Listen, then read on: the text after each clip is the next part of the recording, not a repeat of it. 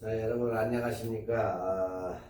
전 시간에 패닝샷에 대해서 설명을 약간 했었는데, 패닝샷으로 이 사진에 더 즐거움을 줄 수가 있고, 또한 역동적으로 사진을 우리가 찍을 수 있는 사진이 많기 때문에 패닝샷으로 찍어가지고 사진을 이렇게 여러분이 직접적으로 즐겨보시면 굉장히 재밌는 사진들이 많이 나와요. 근데 이 찍지들을 않기 때문에 그걸 어떻게 찍는지도 모르고, 그래서 지금까지는 그냥 넘어갔는데, 여러분들이 이 패닝샷을 알아가지고 한번 실제로 응용을 해보면 굉장히 좋은 그런 사진들이 나오기 때문에 전 시간에 약간 설명을 드렸고, 오늘 마지막으로 패닝샷을 여러분들한테 설명을 해드리고, 그 다음에 구도로 초점 잡는 법과 그 다음에 구도로 넘어가겠어요.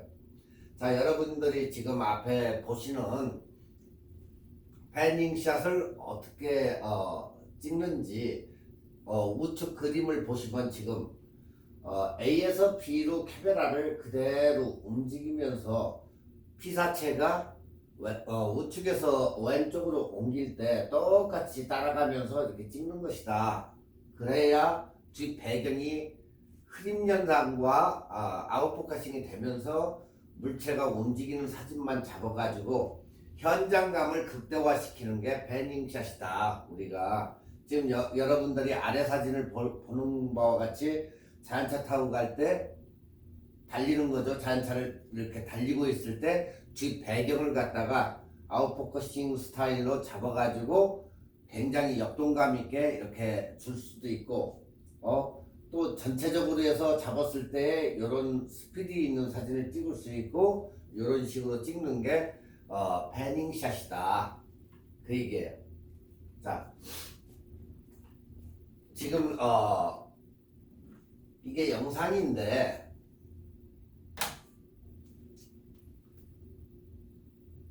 지금 이 사람이 어떻게 찍는지, 모터사이클이나 뭐 이런 스피드 지금 경기가 열리고 있는데 어떻게 찍는지 그 장면을 한번 보세요.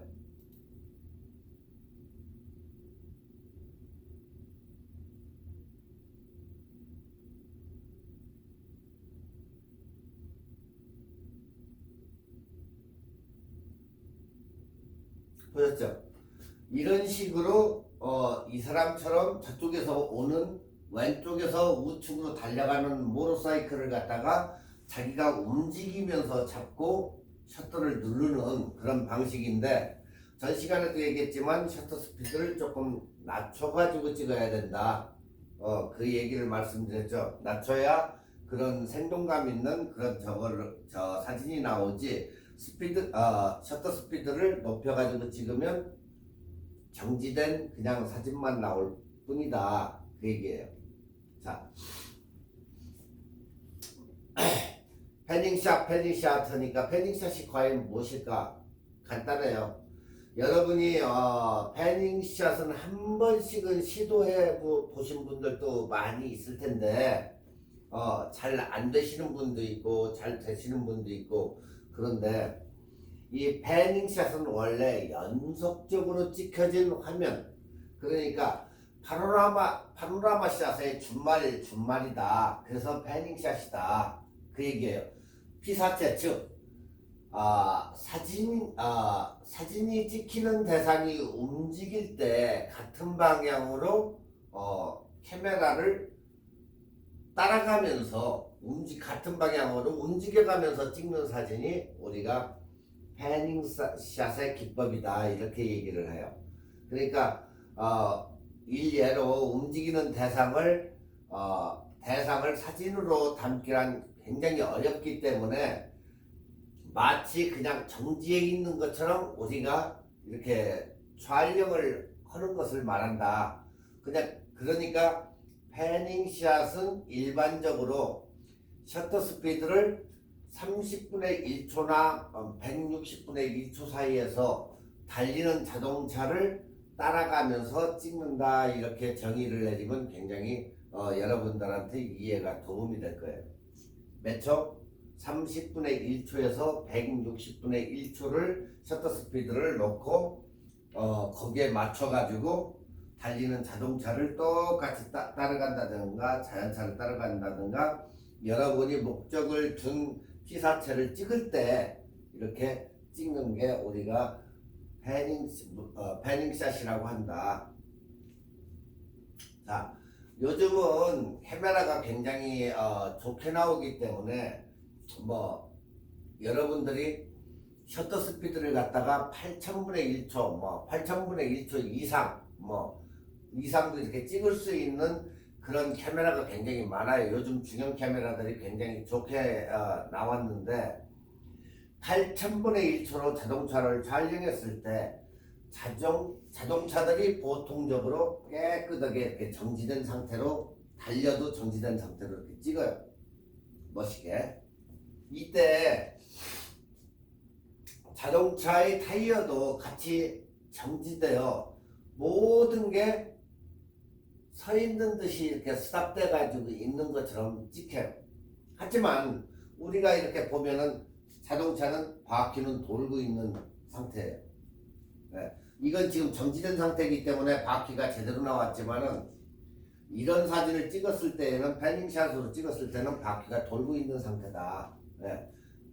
그렇기 때문에 스피드감이 살아있는 그런 사진이 나온다. 네. 스피드가 있지만 정지되어 있는 그런 사진. 그러니까 박진감과 역동감이 있는 사진은 항상 우리가 패닝샷으로 찍어가지고 이렇게 사진을 만든다. 그러니까 자동차가 달려서 서 있지만은 자동차가 달려서 박진감이나 역동감을 느낄 수 있는 사진이 된다. 그 얘기예요. 자, 보편적으로 우리가 엄청 빠르게 움직이는 물체를 찍는다는 게 그렇게 쉽지만은 않아요. 그래서 패닝샷으로 잘 찍기 위해서 일단은 뭐가 필요하죠? 모노포트가 필요하죠. 네. 모노포트가 있으면 굉장히 좋아요. 일단은 없어도 찍기는 찍지만은 대부분의 경우 피사체가 수평으로 이렇게 움직이기 때문에 모노로 하든가 아니면 이 삼각대를 사용을 해가지고 찍는 것도 더 좋다. 두 번째, 우리가 얘기하는 CPL 필터가 있어야 된다. CPL 필터가 왜 있어야 되냐? 대부분이 셔터 스피드를 갖다가 80분의 1초에서 160분의 1초 그 사이에서 놓고 찍게 되기 때문에 조리개를 많이 조인다. 그래서 CPL 필터의 조리개 감소는 무시하고 반사광을 잡는 게 더 유리하기 때문에 그래서 CPL 필터가 더 유리하고 반사광을 잡아야 되기 때문에 더 좋다. 세 번째, 동체 추적. 우리가 동체 추적이라고 하는데 자동 초점과 연사가 잘 되는 카메라가 좋다. 연사라고 하면은 뭐예요? 한 컷의 프레임을 우리가 찍는 게 아니고 차차차차차차 그거 이렇게 찍는 거 있죠. 가끔 뭐 기자회견 같은데 이런데 보면 막 카메라 연사를 놓고 그 한 사람을 차차차차차 이렇게 찍을 때 그런 걸 갖다가 이제 우리가 연사라고 하는데 연사가 잘 되는 카메라가 굉장히 동체 추적에는 유리하다.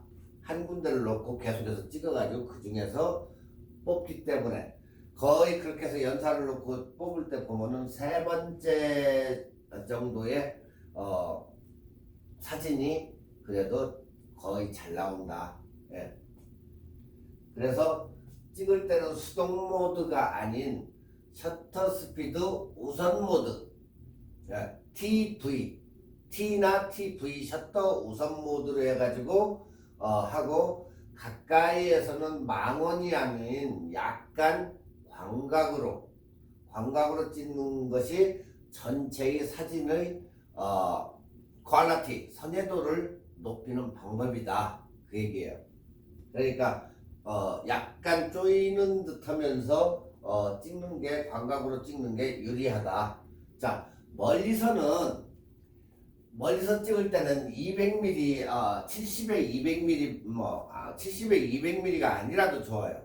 일반적으로 그냥 200mm 망원 렌즈로 해서 당겨서 조리개를 많이 조여가지고 거리차와 순간적으로 빠르게 움직이는 그런 자동차에 의해 초점이 날아가기 때문에 그래서 망원 렌즈로 이렇게 당겨가지고 거리차와 순간적으로 빠르게 움직이는 자동차에 의해 초점이 날아가기 때문에 그런 것을 감안을 해야 된다.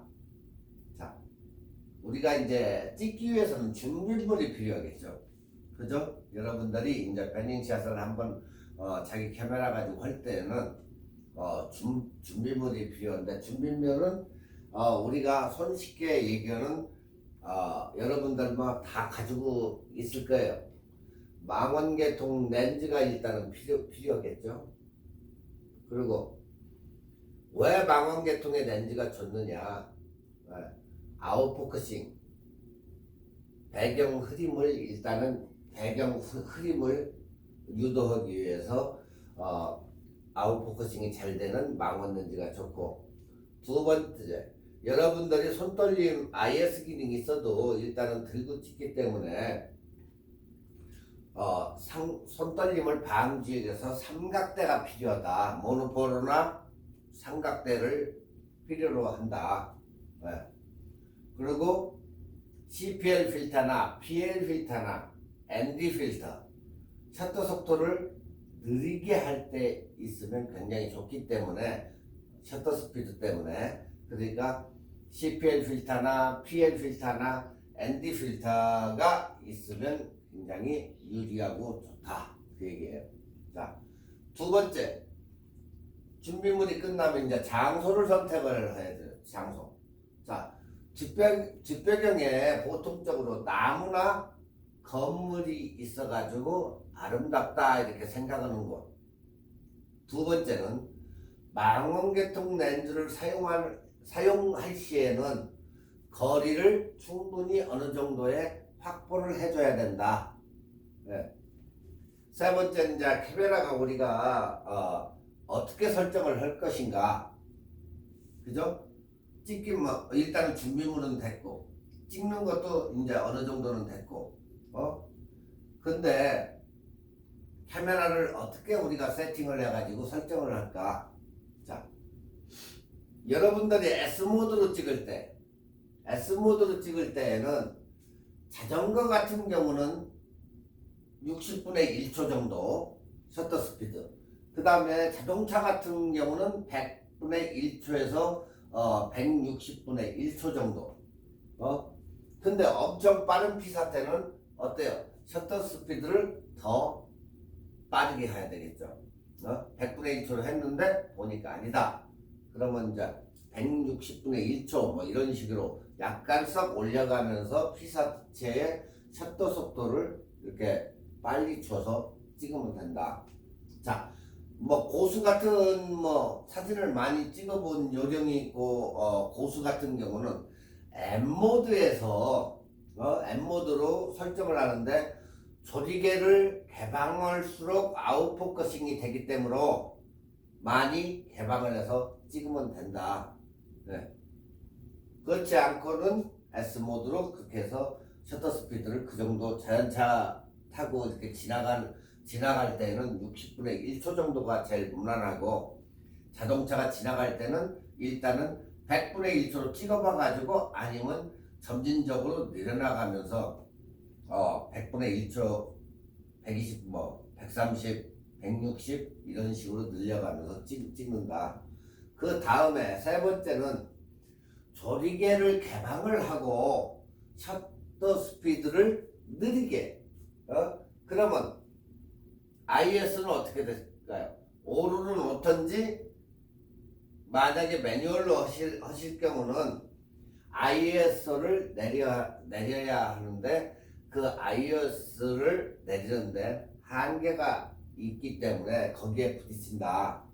그렇기 때문에 이때는 CPL 필터나 PL 필터나 ND 필터가 굉장히 유리해서 셔터 스피드를 굉장히 확보할 수 있기 때문에 굉장히 좋다. 여러분들 이제 필터에 대해서는 뭐 대충 해준 것 같은데 안 해줬으면 뭐 다음 이제 앞으로 나오니까 거기서 배우면 되고, 지금 여기에서는 ND 필터나 이런 것은 여러분들이 굉장히 이 스피드를 요구할 때 굉장히 배경이나 이런 것이 날림이 굉장히 표현력이 좋기 때문에 써 보는 게 굉장히 좋아요. 그리고 ND 필터는 여러분들이 대낮에 촬영을 할 때 ISO나 이런 빛이 문제가 되기 때문에 굉장히 밝을 때 빛을 갖다가 다운 시켜가지고 찍을 때 우리가 ND 필터를 쓰기 때문에 이런 것을 이렇게 필터를 가지고 준비를 해가지고 찍으면 셔터 스피드도 확보가 되고 ISO를 갖다 내릴 수 있기 때문에 상당히 유리하다. 그래서 CPL 필터나 PL 필터, 반사광을 잡는 이제 PL 필터인데, 그런 반사광을 잡기 위해서라도 이 필터를 사용을 하시는 게 굉장히 유리하고 좋다 얘기예요. 자, 찍는 법은 이제 찍어봐야죠. 피사체가 나타나면 딱 눌러서 반셔터를 해야 되겠죠. 카메라가 피사체가 나타났으면 딱 눌러가지고 반셔터를 해서 맞춘 후에 피사체를 따라가다가 정면에 왔을 때 찰칵 누르면 돼요. 저기서부터 딱 눌러가지고 와서 찰칵 이렇게 누르면 된다. 찍은 후에도 카메라 피사체를 따라간다는 거예요. 따라간다는 거. 그러니까 내 정면에 왔을 때 찍고 쭉 따라가면 돼요. 그냥 누르고 따라가면 돼요. 그런다 해서 그냥 위로 들어 올린다든가 하면 안 되고, 똑같이 따라가면서 중간에 내 정면에 왔을 때 찍고 그대로 옆으로 움직이시면 돼요. 자, 연사로 좀 찍으면 좋은 장면을 건지기가 쉽다. 여러 장을 찍다 보니까 그 중에서 여러분들이 얻고자 하고는 그런 사진을 얻기 때문에 그렇게 연사로 찍어가지고 거기에서 여러분들이 좋은 사진을 픽하면 되니까 그렇게 찍는 것도 좋다.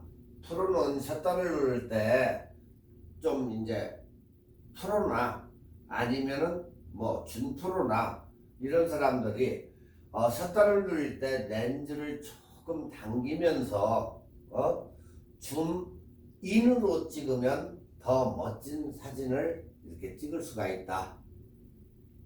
이제 준비물, 장소, 카메라 설정, 그리고 찍는 법까지 이제 봤어요.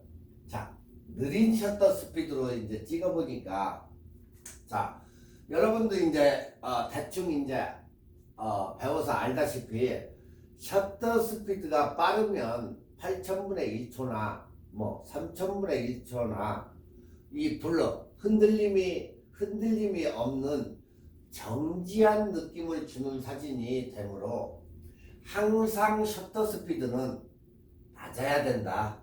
네. 낮아야 되기 때문에 이러한 사진이 나오는 거예요. 이렇게. 네. 그러니까 자동차의 동체를 따라가면서 패닝 기법을 촬영 시에는 몇 초? 30분의 1초 정도. 네? 30분의 1초 정도나 그 30분의 1초의 아래쪽 25 뭐 이런 식으로 해서 아래쪽으로 해가지고 뭐 찍으면 더 이렇게 굉장히 배경이 단조로운 사진이 나온다. 예.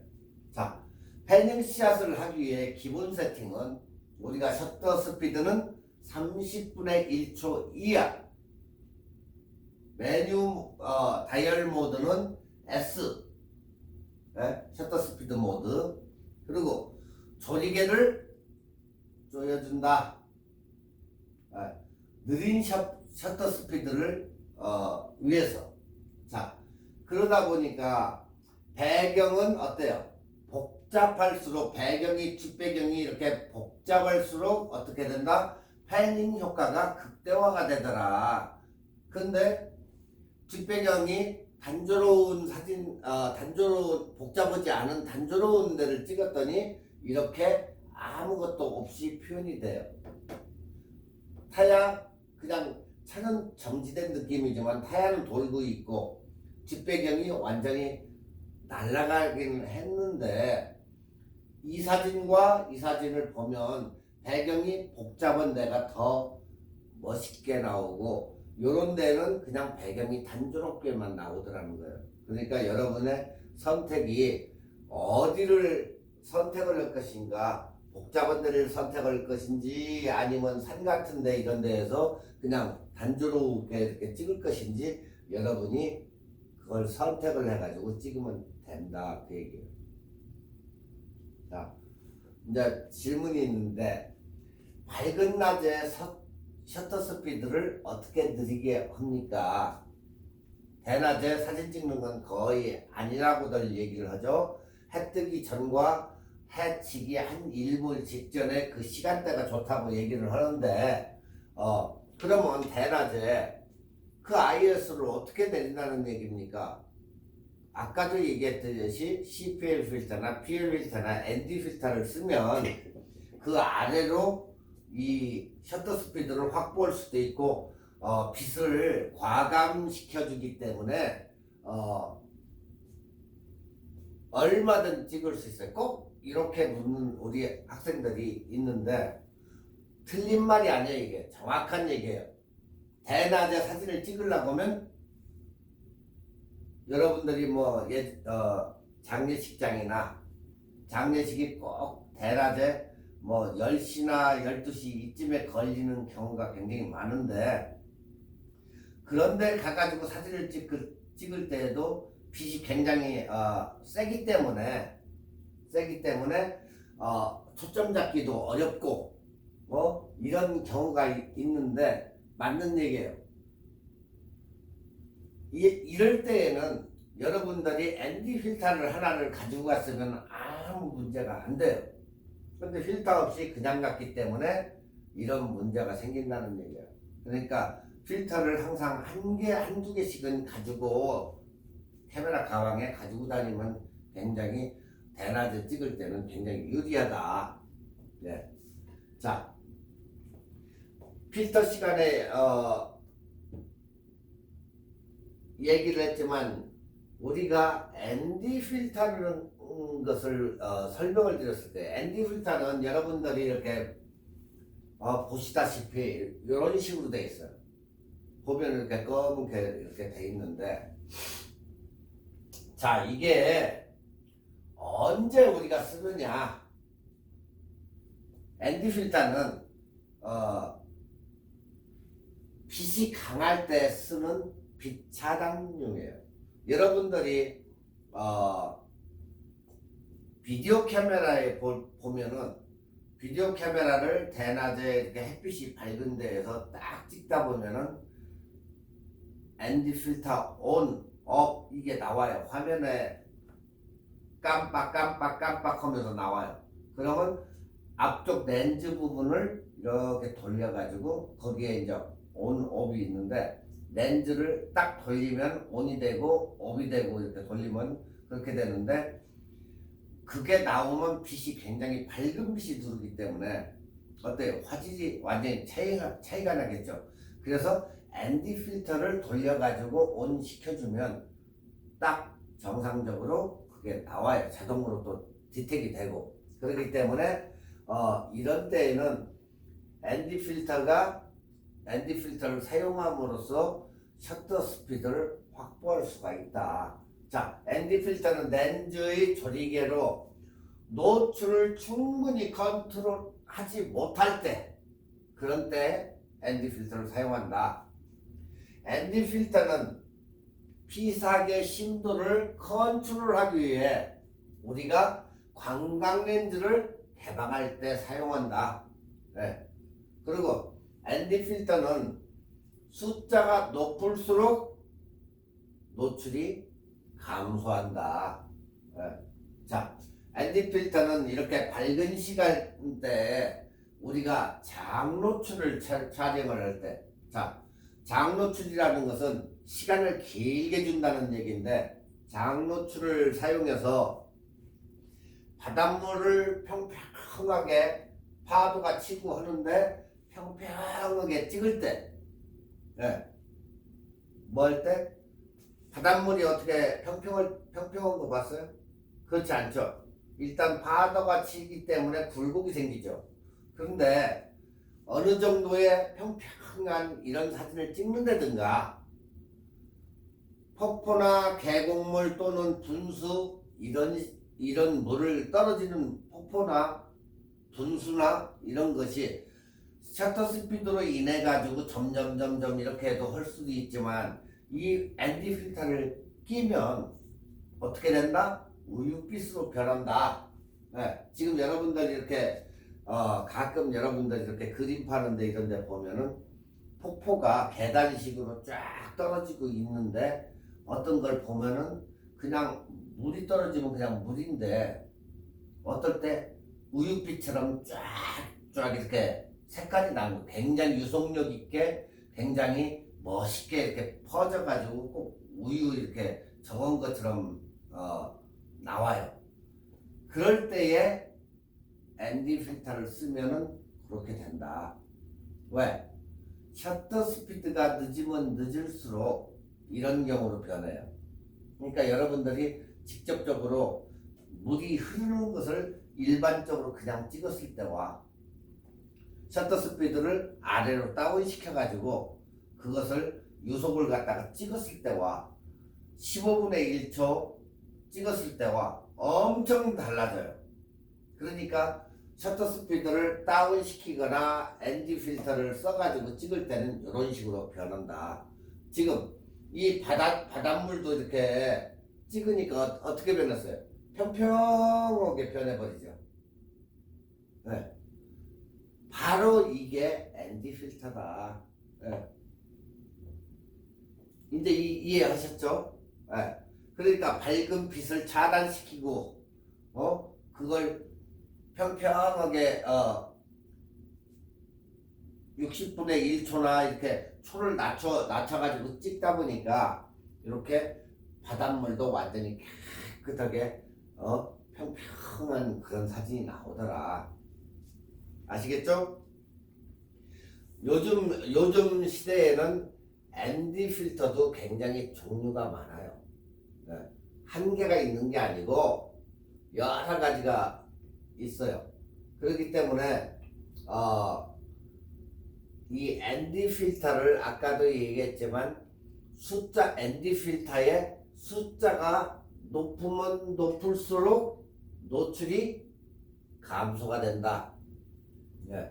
그러니까 여러분이 몇 자리를 사느냐 그거에 따라서 이제 노출이 숫자가 높으면 높을수록 노출이 감소한다. 그것만 머릿속에 외우시고 그러고 사시면 돼요. 자, 자꾸 이제 필터 가지고 얘기를 하는데 필터를 써도 되고 안 써도 돼요. 근데 필터는 그냥 안 쓸 수는 없기 때문에 그냥 여러분들이 그냥 구입해 가지고 한두 개씩은 PL 필터나 CPL 필터나 ND 필터나 이게 찍어보면 사진에 또 다른 묘미가 있기 때문에 한 개씩은 여러분께서 구입해 가지고 써보시는 것을 권장을 드린다는 거예요.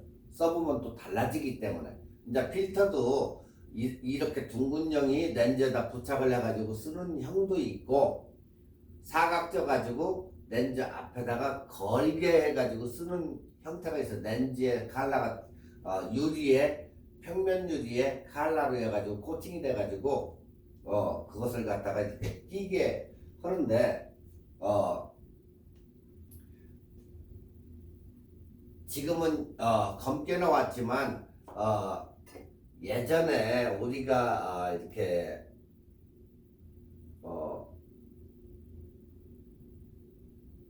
소니에서 나왔었어. 소니에 보면 비디오 카메라나 이런 데 보면은 707이나 727 소니 거의 모델에 보면 나이샷이라는 게 소니 것은 있어요. 나이샷. 네. 그 나이샷을 놓게 되면 약간 검고 노이즈는 많이 끼지만 깜깜한 밤중에 굉장히 밝게 이렇게 찍는 그런 경우가 있었어요. 예전에 이제 우스갯소리예요, 이건. 남성분들이 꼭 그런 걸 이제 물어보는데, 어디에 보니까, 여성들을 사진을 찍을 때, 지나가는 여성들을 사진을 찍을 때, 그걸 갖다가 이렇게 옷을 뭐 벗기고 찍고 뭐 이런 걸 물어봐요. 그게 이제 필터를 써가지고 나이샷에다 놓으면 그런 경우가 있어요. 이 흰색만 이렇게 나타나게. 그러면 사람이 이렇게 남자고 이 여성이고 이렇게 지나가면 이 브레이저하고 이렇게 팬티만 이렇게 나오게 이렇게 찍는 그런 저희가 있었는데, 소니 카메라의 나이샷과 이 필터, 엑스레이 필터를 거기다 찍어요. 엑스레이 필터는 어때요? 빨간 초. 나이샷에다가 엑스레이 필터를 이렇게 이베이나 이런 데 보면 엑스레이 필터가 있어요. 비싸지도 않은데 그걸 나이샷에다 놓고 찍으면 그런 경우가 생기는 게 있어요. 그래서 이제 한동안 그게 조금 이상한 사람들이 잘못하면 크게 걸려요. 그건 여러분들 굉장히 조심해야 되는데, 엑스레이 필터를 해서 찍으면 그런 경우가, 나이샷에다 맞춰가지고 찍으면 그런 경우가 있는데, 평상시에 일반적으로 나이샷이 아니고 그냥 일반적으로 카메라에다가 엑스레이 필터를 껴가지고 찍으면 산을 딱 찍었다. 그럼 산이 불난 스타일로 빨갛게 변해버리는 게 엑스레이 필터예요. 이제 엑스레이 필터와 ND 필터와 여러분들이 구별을 하셔야 돼요. 아시겠죠? 이제 뭐 대충 이렇게 우스갯소리로 해준 거예요. 어떤 사람들은 스파이 렌즈도 있어요. 스파이. 그러니까 렌즈에 구멍이 뚫려 가지고 나는 해변을 바라보고 있는데 해변가에 썬팅하고 있는 이 여성을 옆쪽 사이드에 이렇게 맞춰가지고 실제로 찍는 것은 여기를 찍는데 카메라는 해변을 찍고 있는 거예요. 그런 카메라도 있어요. 그러니까 여러분들이 해변 가가지고 찍을 때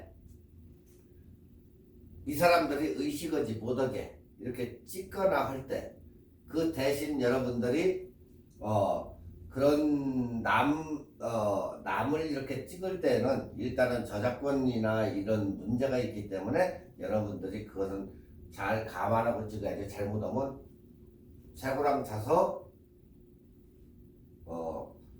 국가에서 주는 밥을 잘못하면 먹을 수 있기 때문에 조심해서 찍으셔야 된다.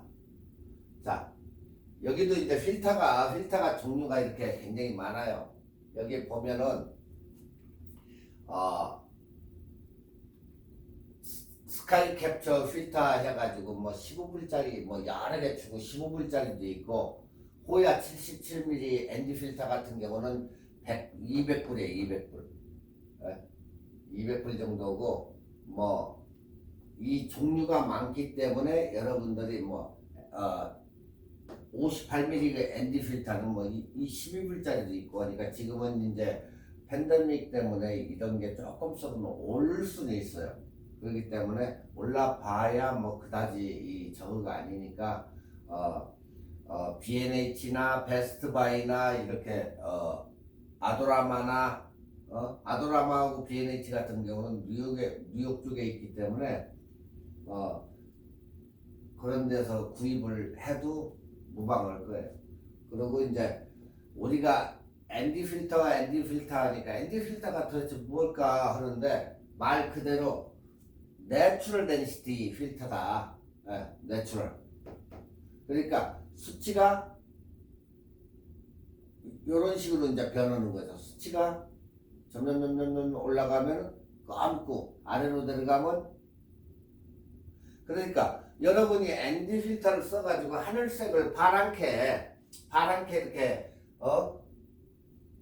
보이고자 할 때에도 이렇게 해서 덴시티가 낮은 것을 쓸 수가 있다. 이렇게 밝을 때 뭐 두 번째 거 이렇게 쓸 때는 하늘이 더 푸르게 강조가 되죠. 자꾸 어두울수록 하늘이 강조가 되니까 라이터일수록 강조가 안 되죠.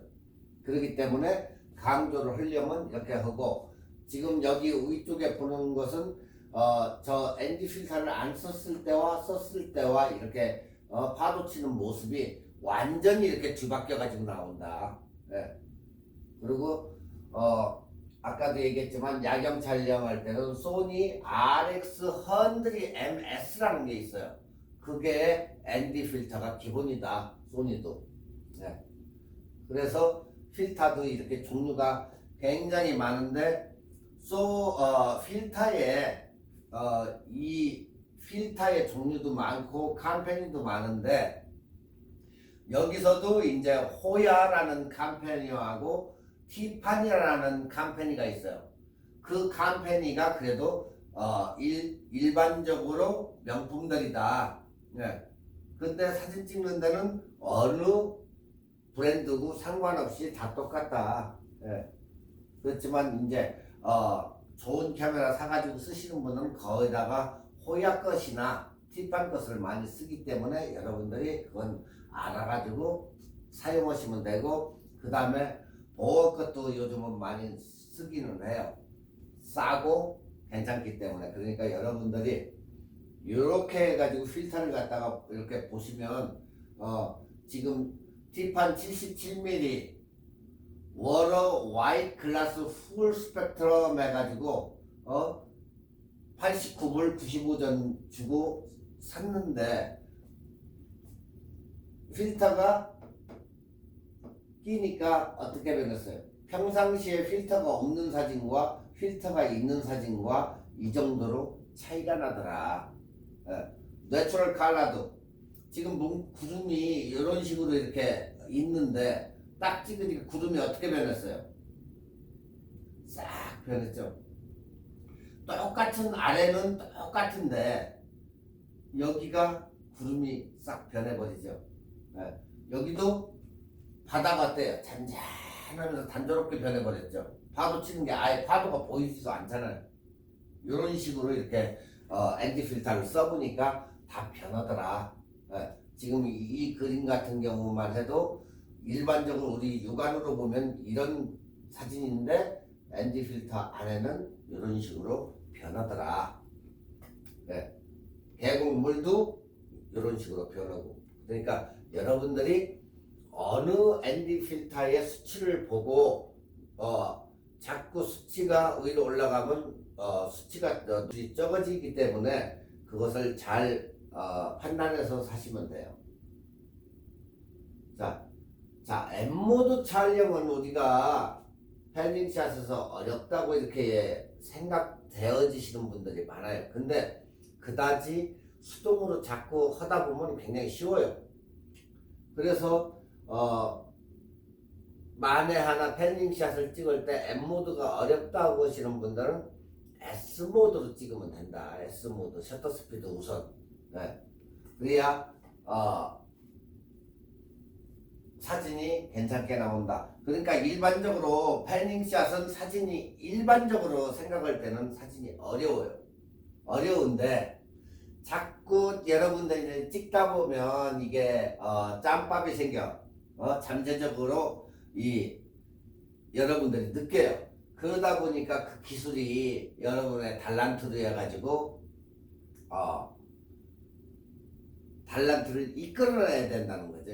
자꾸 이렇게 반복적으로 찍다 보면 이거 아닌데 하고 자꾸 여러분들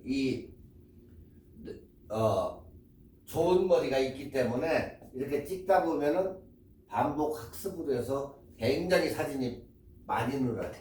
네. 그러니까 처음 이렇게 하시면서 약간의 이 오차는 있기 때문에 그걸 반복적으로 고쳐나가면서 이렇게 하시면 얼마든지 찍을 수가 있어요. 그러니까 초보자들은 한 가지 처음 패닝을 하시는 분은 오른차를 잡을 것이 아니라 자기가 찍고자 하는 어느 한 지점에서 반샷들을 잡고 기다렸다가 따라가면서 연사를 찰칵 이렇게 누르는 그런 거. 그렇게 하면 성공이 돼요. 어떻게 한다? 내가 찍고자 하는 것을 일단은 반샷타를 딱 눌러가지고 따라가면서 찰칵 이렇게 연사로 찍으면 그게 가능하다는 얘기죠. 그래서 여러분들도 이 패닝샷을 인내심을 가지고 자꾸 여러분 첫 번째도 성공하는 사람이 있겠지만 여러 번 이렇게 찍다 보면 금방 되기 때문에 여러분들이 에이 안해 이거보다도 인내심을 갖고 안 되면 자꾸 이렇게 찍어보면 금방 이렇게 좋은 사진들을 찍을 수가 있기 때문에 해보시는 게 좋아요. 자, 이에 반해서 피사체가 굉장히 느리다면 피사체가 굉장히 느리게 간다면 패닝샷은 어려워져요. 더 차라리 빠른 게 낫지. 예. 그러니까 패닝도 좌우로 하는 패닝이 있고 또 상하로 하는 패닝이 있어요. 예. 상하로 하는 거. 상하로 하는 게 뭐가 있어요? 수영할 때 다이빙 할 때 위에서 아래로 떨어지잖아요. 그러면 상에서 하로 하는 거예요. 위아래도 찍기도 하고 좌우로도 하는 패닝샷이 있다. 예. 그러니까 어떤 저거는 요런 사진을 만들 때 이건 원으로 한 거예요. 이건 상하로 한 거고 이것은 좌우로 가는 거고 이렇게 다 틀려요. 예. 그러니까 여러분들이 패닝샷에 이걸 찍을 때 상상력, 여러분들은 머리가 좋다 했잖아. 상상력으로 해가지고 이 패닝샷을 찍어보는 거예요. 그러니까 카메라를 한쪽 방향으로만 이렇게 생각을 하지 말라고.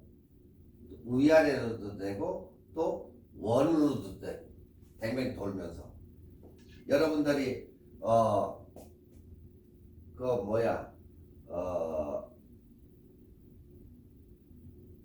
그 북한을 주제로 한 그 사랑의 불시착 같은 데 보면 제일 마지막 그 장면에서 둘이 이렇게 부둥켜 안고 스위스에서 이렇게 뱅뱅 도는 그런 장면이 있죠. 거기에 카메라가 뱅뱅 돌잖아요. 그런 식으로 해가지고 찍는 틸팅, 우리가 이제 패닝도 패닝이 있고 줌밍이 있고 틸팅이라 틸팅 그 기법이 있기 때문에 여러분들도 그 기법을 해가지고 한 번씩 찍어보는 게 좋아요. 패닝샷은 좌우, 상하, 하상 아니면 원을 그려가지고 이렇게 찍는다. 그러면 이러한 사진들이 연출이 될 수 있다. 자, 지금까지 이제 패닝샷에 대해서 강의를 했는데 여러분들이 많이 인지를 했을 거예요.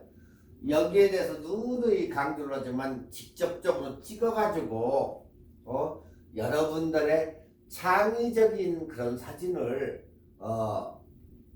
찍어야 된다 그 얘기예요. 그래서 여러분들이 회전의자 같은 데 앉아가지고 핸드폰으로 회전의자 이렇게 뱅뱅 도는 의자에 앉아가지고 나를 찍는다든가 돌면서 이렇게 핸드폰으로 해서 나를 뺑 돌면서 찍는다든지 창의적으로 여러분들이 이렇게 찍다 보면 여러분들을 좋은 프로페셔널의 길로 인도를 할 거예요.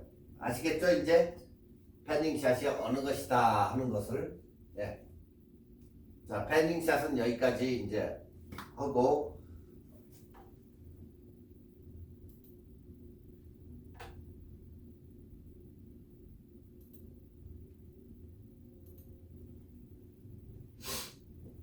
이제 초점인데, 초점은 여러분들이 무슨 얘기지?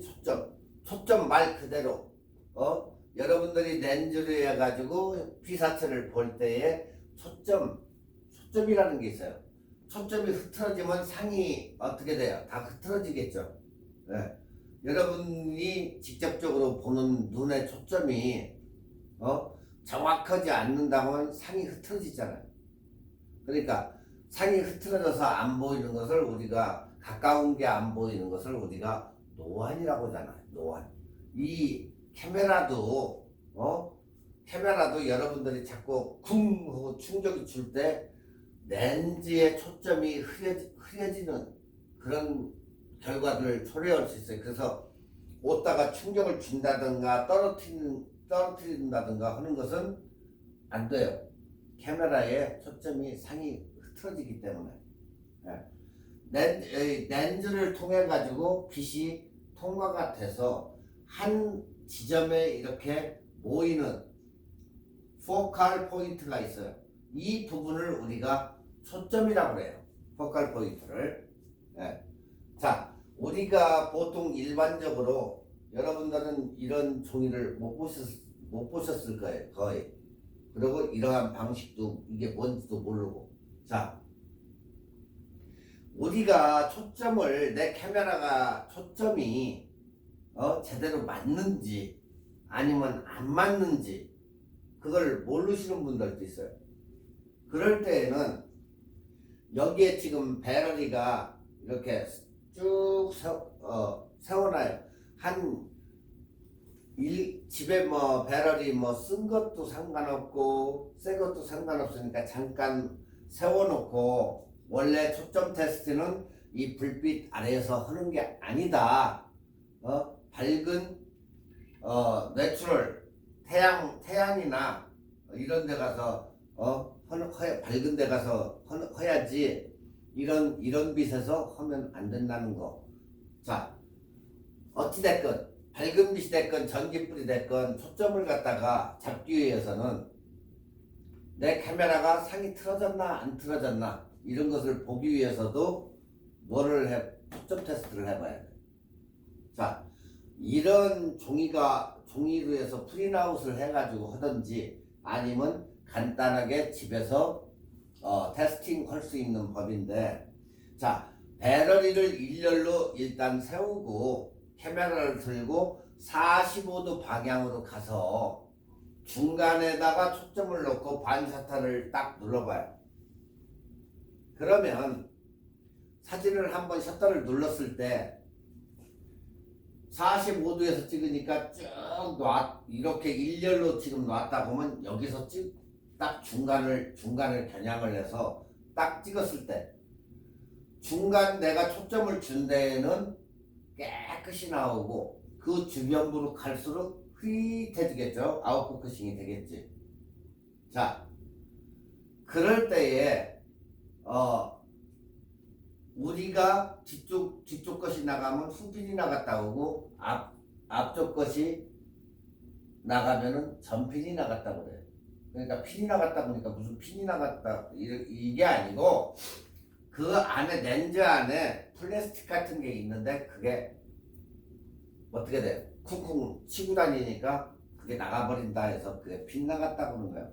자, 그렇게 되면 제조사나 여기 얼바인 사시는 분들은 캐논이 얼바인에 있기 때문에 카메라 스토어나 직접 찾아가도 무방하겠지만 그 카메라를 가가지고 렌즈를 맡겨서 초점을 잡아야 된다. 어떤 분들은 카메라의 자체가 나간 분도 있어요. 그렇기 때문에 그걸 깨끗이 클리어를 하기 위해서는 이 초점을 테스팅을 해가지고 제대로 정확하게, 한국에서는 뭐라고 하죠? 칼핀이라고 하죠. 칼핀. 초점 하나는 칼이네. 칼핀. 한국 사람들은 굉장히 이런 거에 민감해요. 그래서 일단은 이게 어디가 맞는지, 예. 내가 45도로 해서 배터리를 세웠어요.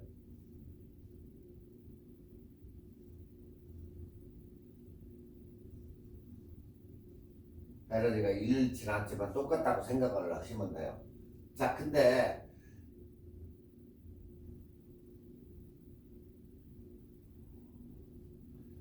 내가 초점을 45도에서 얘한테 로켓, 옛날 뭐 이런데 여기가 깨끗이 가운데 초점 준 데가 잘 나오면 이건 제대로 된 사진이에요. 그리고 양쪽은 아웃포커싱이 되겠죠. 여기를 초점을 딱 됐으니까. 자, 반대로 여기가 깨끗이 나온다. 여기에 초점을 줬는데 여기가 깨끗이 나온다. 이게 잘못된 거예요. 아니면 여기가 깨끗이 나온다. 이건 잘못된 거라는 거예요. 내가 초점을 가운데다 딱 뒀으면 여기가 맞아야지. 반대로 전체가 다 나온다? 이것도 문제가 있는 거예요. 네. 전체가 초점을 여기를 맞췄는데 똑같이 깨끗이 나오면 말이 안 되잖아. 이게 한 군데가 초점이 맞아야 되는데 초점이 틀어지면 안 맞는다. 그리고 인터넷상에서 쉽게 우리가 이제 초점 테스트하는 그 뭐 종이를 구할 수가 있어요. 그렇게 하면 프린아웃을 해가지고 칼로 이 부분을 이렇게 띄어요. 띄어가지고 그것도 어느 정도의 45도 약간 위에서 딱 찍으면 이 맞는 부분에 이렇게 깨끗이 나와요. 초점을 여기다 가운데다 대고 딱 찍었을 때. 자, 여기하고 저 뒤하고는 어떻게 되겠어요? 흐릿해야 되겠죠. 그 대신 여기만 딱 맞아야 되겠지. 여기 요 부분만. 네. 그래가지고 점핑과 후핀 어느 게 나갔는지를 딱 보면 아는데 여기가 깨끗이 나왔다. 앞에가. 여기는 흐리고 아니면 뒤가 깨끗이 나왔다. 이건 초점이 나간 거라는 얘기예요. 네. 그러면 여러분들이 이것을 갖다가 초점을 잡아줘야 된다. 네. 여러분이 개개인이는 못 잡으니까 이것은 어디로 간다? 매니팩처 제조사로 보내든가 동네에 카메라 스토어가 있으면 가서 렌즈에 초점을 잡으러 왔다고 얘기하고 아니면 렌즈를 저거를 맡기면서 캘리브레이션이 잘 되는지 이런 것을 봐야 된다. 자, 초점이라는 것은 포커스라고도 얘기하고 우리가 포칼 포인트라고 이제 얘기를 하는데, 자, 광선의 빛이 일률적으로 들어와서 한 점으로부터 발산하거나 그 점을 향해 수렴하는 점을 우리가 뭐라 그래요? 초점이다. 그 점을 얘기하는 거예요. 자, 광축에서 빛이 와서 초점 F를 통해 가지고 이렇게 되는데 렌즈의 그 중심선까지가 여기 만나는 지점에서 렌즈의 그 거리가 초점거리다. 우리가 그렇게 얘기해요. 요 부분만 초점거리지 나머지는 아니다. 네. 그러니까 제1초점 퍼스트 포커스 전방 초점 우리가 그렇게 얘기하는데 여기에 오브젝트 포컬이라고 해가지고 대물 초점, 그 다음에 물체 초점, 오브젝트 포커스 뭐 이렇게 물체 초점, 이 출발한 광선이 렌즈를 지나가면서 광축과 평행한 광선을 만든다. 지금 여러분이 이렇게 그림을 보시더라도 똑같아요. 네. 그리고 초점 2 요거하고 이제 반대로 되죠. 아까는 광축에서 이렇게 초점 F1으로 갔는데 반대로 이제 F2로 해서 나왔지만 여기도 렌즈에서부터 모이는 지점까지가 초점 거리다. 네. 그러니까 이것을 우리가 뭐에서 봐야 되냐면 예전에 초등학교 다닐 때 여러분들 햇빛에다가 이렇게 가지고 종이 이렇게 태우고 한 적 있죠? 볼록렌즈로. 예. 우리가 오목렌즈와 볼록렌즈를 일상에서 보는 것을 참고하시면 볼록렌즈와 오목렌즈 이 차이예요. 그렇게 어려운 저거가 아니에요. 자, 이 초점은 후방 초점, 그리고 결상 초점, 그리고 상 초점. 광축과 평행한 광선이 렌즈를 지나면 광축상에 한 점이 모이는 거다. 예. 아시겠죠? 별 차이 뭐 그렇게 반대로 된 것 뿐이지 그렇게 어렵게 볼 저거는 아니에요. 그러니까 오목렌즈냐 볼록렌즈냐 그 차이나 마찬가지예요. 결국에 그걸 참고하면 여러분들이 빨리 이해를 하실 수가 있다. 자, 초점거리. 렌즈로부터 초점이 위치하는 곳까지의 거리. 통상 우리가 얘기할 때는 렌즈로부터 이 초점 F2가 위치하는 곳까지가 초점거리다. 예. 물체, 그러니까 1초점 거리 아니면 물체의 거리, 정점과 1초점 간의 거리다. 예. 자, 렌즈의 초점 거리를 표현한 식은 뭐 이것을 뭐 내가 지금 여기에서 뭐 얘기를 해줘봐야 무슨 얘기인지 여러분들이 초점 거리의 굴절, 구면 렌즈 뭐 이것을 갖다가 얘기해봐야 곡률 반경 뭐 이거 지금 이게 무슨 수학 시간도 아니고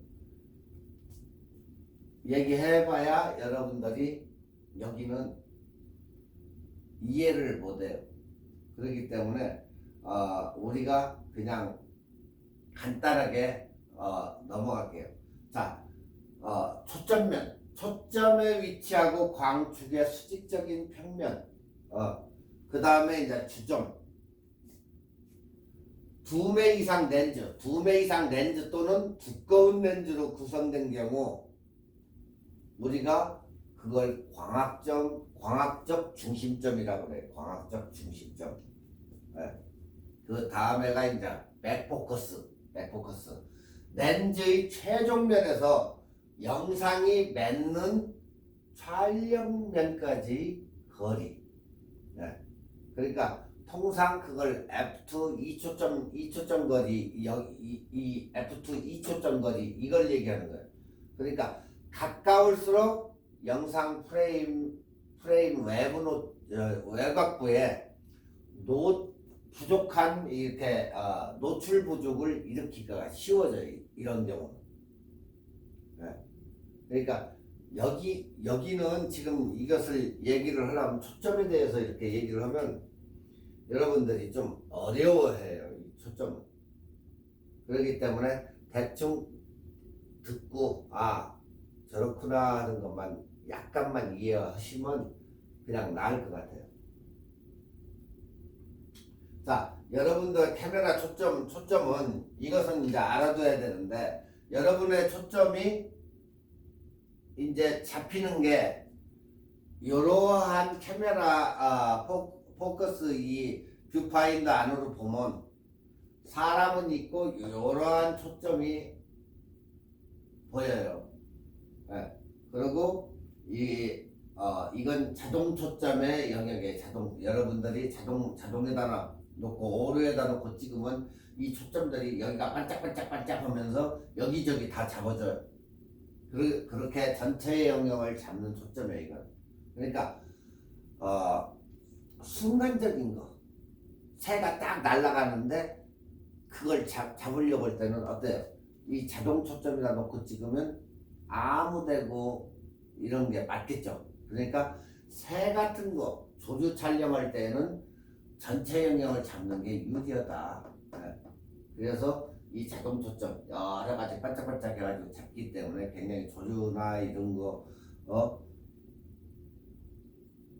새 뭐 이런 것을 찍을 때 굉장히 적합하고 유리하다. 네. 그 다음에 한쪽만 이렇게 반짝반짝하면서 움직이면서 이렇게 반짝반짝하면서 초점을 잡아주는 거. 예? 요런 초점. 피사체에 초점을 선택하는 거야. 아, 나는 바닥 배경에 사람을 선택하고 싶다 할 때, 전체를 촬영하고 싶을 때는 요거. 한쪽 부분에 사람을 많이 깨끗하게 나오게 할 때는 부분 초점을 이렇게 하고, 보통 우리가 가지고 다니는 다초점 한 부분에 피사체에다가 딱 맞춰가지고 우리가 조금 움직여가지고 이렇게 눌러가지고 찍는 그런 경우. 네. 자, 우리가 초점을 갖다가 얘를 찍을 때 옆에 끝까지 어느 정도 넣고 싶을 때 어때요? 우리가 초점을 갖다가 얘를 일단 맞춰요. 반짝단을 눌러가지고 맞춘 다음에 우리가 몸을 흔들어가지고 얘를 카메라 요마직쯤에 맞춰놓고 요마직을 다른 것을 넣을 때 몸을 움직여가지고, 특히 해변가나 이런 데 가가지고 찍을 때 그러한 것을 찍을 때는 이렇게 포인트 초점, 우리가 지정 초점이라고 하는데 요런 저거를 많이 쓴다. 그러니까 이 장애물이 앞에 철망 같은 거 있다든가 아니면 유리창이 있는데 그 안에 뭐 남자가 됐건 여자가 됐건 아주 예쁘게 밖에 지나가면서 보니까 저 사람 멋있게 분위기가 있네 하고 저거 사진 하나 찍어야지 하고 밖에서 그 창을 보고 그 안에 있는 여성분이 뭐 커피를 먹는다든가 하는 그런 분들이 있을 때 유리를 투과해 가지고 그 사람을 찍을 때, 그런 때에는 이게 맞지 이건 하나도 안 맞다는 거예요. 제일 많이 쓰는 초점이, 우리가 제일 많이 쓰는 초점이다 이게. 왜? 분명히 이걸 선택해 가지고 찍으면 그 창문 안에 있는 피사체가 어때요? 흐릿하게 나오겠죠. 왜? 벽면에 걸리니까 벽면이 깨끗하게 나오지. 초점이 거기가 맞아버리니까. 근데 이 지정 초점, 이 다초점을 갖다가 해놓으면 그 사람 창문 틀 있는 속에 사람이 앉았기 때문에 그 사람한테 맞췄기 때문에 창문 틀은 아웃포커싱이 되지만 그 사람은 선명하게 나왔죠. 그래서 우리가 사진을 볼 때 창문 안에 커피를 마시는 사람이 깨끗하게 나와가지고 주변에는 유리창인데 그렇게 찍는 게 포인트 지정 포인트다. 네, 그러니까 다초점으로 찍어야지 이렇게 전체 영역을 잡거나 반초점을 이렇게 잡아주는 부분 영역을 잡는 그런 초점으로 찍으면 안 된다는 거.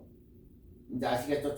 초점에. 자, 그러면 이게 초점을 잡는데 요걸로 해가지고 불이 이렇게 반짝반짝하고 다 들어왔다.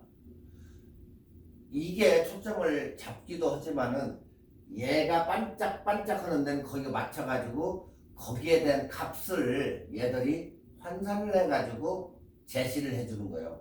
그러니까 초점이 맞기도 하지만 거기에 대한 빛의 수치라든가 이런 것을 얘네가 딱딱딱 읽어드려가지고 거기는 초점이 맞은 데는 선명하게 나오는 거라. 네. 아시겠죠 이제? 그러니까 이 초점의 이런 형태는 제조사마다 다 달라요. 이게 나이콘 달랐고 캐논 달랐고 근데 똑같은 건 다초점 하나는 틀리다. 자, 초점에 주의해야 할 사항은 카메라의 렌즈가 망원으로 가면 갈수록 초점 비율이 어떻게 돼요? 떨어지죠. 예. 그래서 조리개값이 조리개가 F값이 낮으면 낮을수록 초점이 맞지 않을 확률이 커지므로 조리개값을 어때요? 줄여서 찍어야 된다. 자, 내가 누누이 얘기했지만 조리개를 열고 찍으면 아웃포커싱이 되기 때문에 안 맞죠. 자, 근데 조리개를 쪼여가지고 찍을 때는 선명한 사진이 나온다 얘기를 하는 이유가 바로 여기에서 나오는 거예요. 네. 그래서 조리개 값을 줄여서 찍어라. 네. 조리개를 쪼여서 찍어라 그 얘기예요. 값을 줄이라는 얘기가. 자, 또한 꽃이나 나뭇잎 등을 이렇게 찍고자 할 때, 나뭇잎을 찍고자 할 때 피사체에 초점 포인트를 사용하는 게 좋다. 아까 우리가 뭐 사용한다고? 거의 얘기했죠? 다초점을 사용한다 했잖아. 근데 카메라 사가지고 그냥 일반적인 분들은 그냥 자동에다 놓고 찍어요. 그러니까 전체적으로 다 나올 때는 잘 나오지. 그렇지만 내가 여기에다 포인트를 줘야 되는데 나머지는 아웃포커싱을 이렇게 시키고 지금 이런 사진처럼 어때요? 이게 나올까? 안 나오지. 왜? 이런 데 걸리면 여기가 선명해지지 얘가 선명해지지는 않아요. 이럴 때에는 다초점을 쓰는 것이다. 딱 얘만 집어서 너만 깨끗이 나오고 나머지는 가면 갈수록 아웃포커싱으로 해서 시선을 흐트러뜨리는 그런 찍을 때. 그래서 나뭇잎이나 피사체에 다초점 포인트를 사용하는 게 굉장히 좋다. 자, 여러분들이 지금 다초점 포인트로 찍은 조리개 F값이 1.8, 0.8인데 135mm 망원으로 찍은 사진이에요, 저게. 135. 자, 여기서 조리개 값을 줄여서 찍어야 된다는 게 우리가 딱 느껴지죠? 왜? 약간 선명해져야 되니까. 그렇게 되니까 가운데에 초점이 맞고 그 주변부는 아웃포커싱이 됐다는 것을 우리가 딱 알 수 있잖아요. 그러니까 여기는 그래도 선명하게 나오고 이 주변부는 이렇게 아웃포커싱이 딱 되더라. 네. 그렇지만 여기에서 조리개를 갖다가 더 열어줬다. 그럼 같이 아웃포커싱이 돼버리겠죠. 더. 네. 조리개를 열면 열수록 아웃포커싱이 심하게 된다. 만약에 여기에서 구도를 바꿔가지고 가운데 지점을 측면으로 보내고 싶다 이렇게 할 때는 반샤터, 아까 얘기했죠 방금 전에 반샤터를 누른 상태에서 움직여가지고 구도를 잡는다. 자, 스피커 젤을 갖다가 딱 초점을 잡아. 일단 반샷단을 딱 누르면 삑 하고 다초점이 불이 들어와요. 그 다음에 내가 몸을 갖다가 싹 움직여가지고 구도를 잡은 후 완전하게 셔터를 누른다. 그 얘기예요. 그래서 이러한 식으로 해서 사진을 찍어가지고 작품 사진 활동을 하면 된다. 그 얘기예요. 자, 여기서 구도 변경법이라고 나왔는데 구도 변경법은 반셔터로 일단 초점을 잡는다.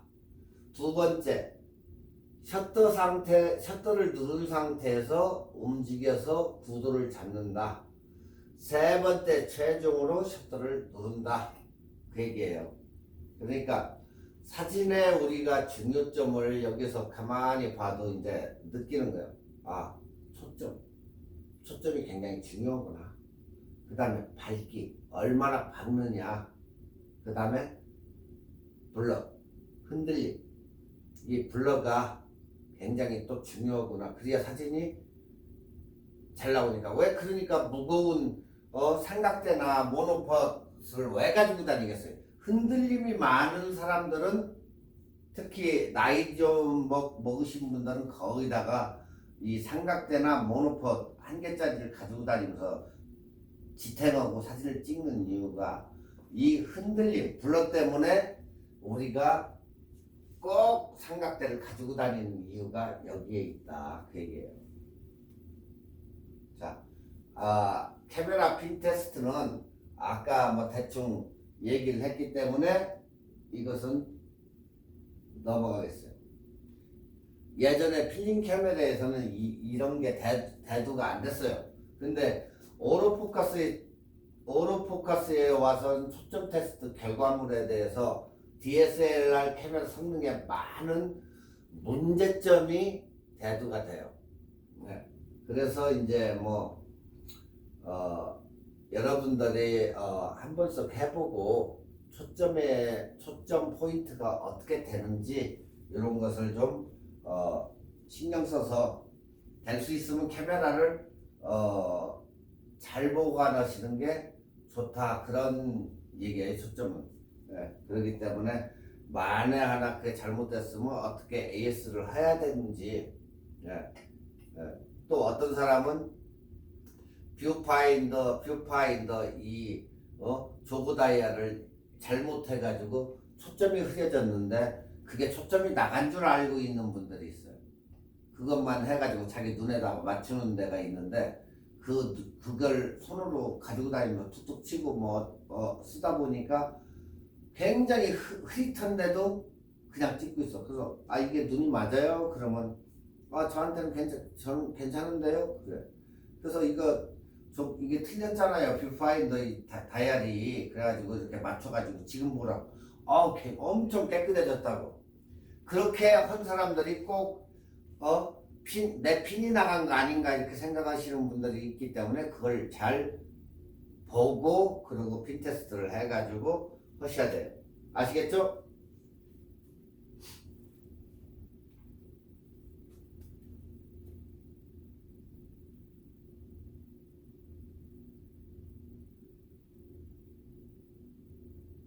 자, 초점 테스트는 여기까지만 하고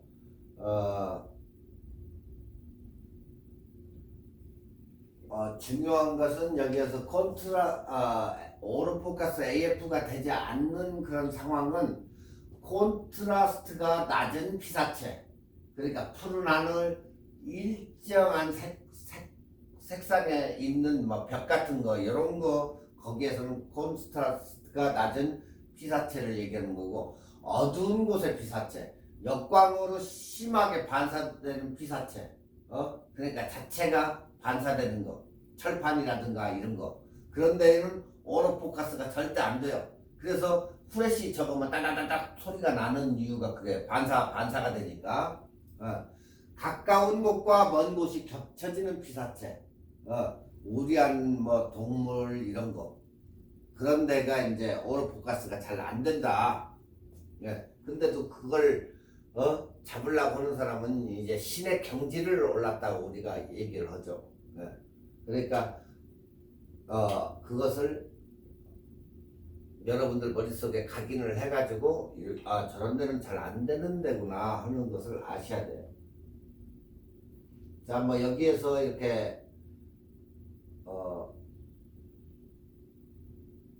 이제 여기 같은 경우는 이제 사진을 찍어가지고 초점을 어디다 두었느냐 해가지고 이제 체크업을 한 건데, 초점을 여기다 두고 이제 하나하나 이렇게 체크해 보는 거예요.